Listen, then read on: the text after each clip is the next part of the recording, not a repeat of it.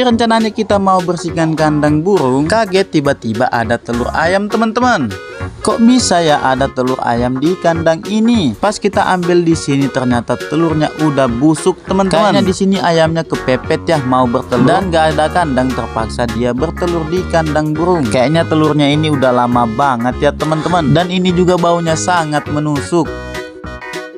Rencananya kita juga mau bersihin kandang, gerimisnya udah tiba. Emang kalau di tempat aku itu sering hujan ya teman-teman, jadi kita tunda dulu ya bersihin kandangnya. Padahal ini kandangnya sudah pada kotor banget ya teman-teman. Terpaksa kita mau bersihin kandangnya, ditunda esok hari. Jujur di sini aku nggak tega banget kandangnya itu kotor begini. Pasti mereka itu juga nggak nyaman teman-teman.